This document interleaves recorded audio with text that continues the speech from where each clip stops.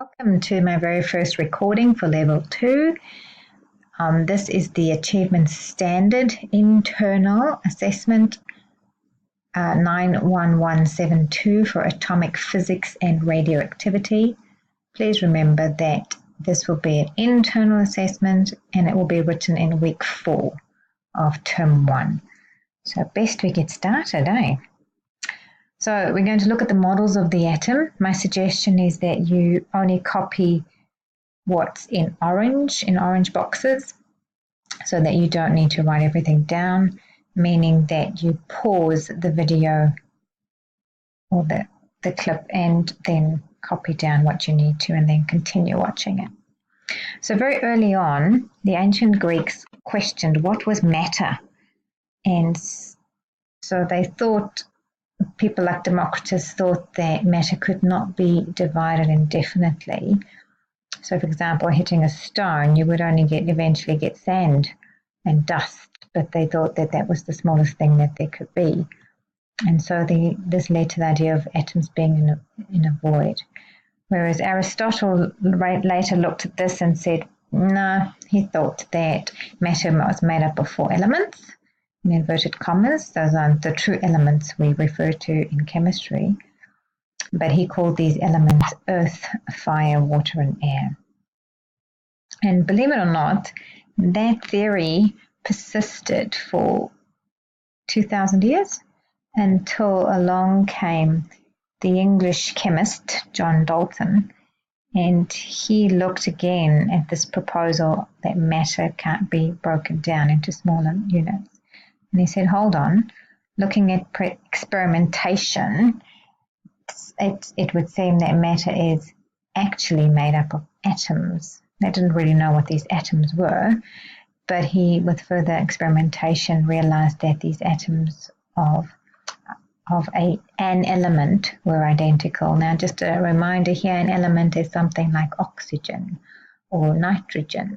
So all the elements are found on the periodic table, which you learnt about in level 1. And each element has different atoms. So an oxygen atom will look different from a nitrogen atom, which will look different again from a chlorine atom. And atoms of different elements combine in constant ratios to form compounds. So we know, for example, sodium chloride, NaCl, 1 sodium, 1 chlorine combine to form sodium chloride, whereas magnesium chloride, MgCl2, is 1 magnesium with 2 chlorines that together form the compound. So atoms are rearranged in reactions. We realized that last year. And Dalton's ideas accounted for the law of conservation of mass, which said that atoms are neither created nor destroyed, as well as the law of constant composition, basically meaning that elements combine in fixed ratios, which we've just discussed above. Later on, electrons were added to this. This was by J.J. Thompson, who was also a British physicist, and he was experimenting with cathode rays.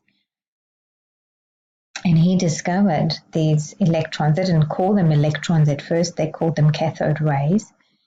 And he discovered that they have very small mass and that they are negative, and that these were very fundamental to all atoms. So let's just run through that again quickly to summarize. So Dalton came up with what we now call the billiard ball model, which said that atoms were solid and indivisible, and then along came Thompson with the plum pudding model. So just to maybe picture it, if you think of a hot cross bun that we get around Easter time, it's a bit of dough that is baked with raisins or currants and fruit in it.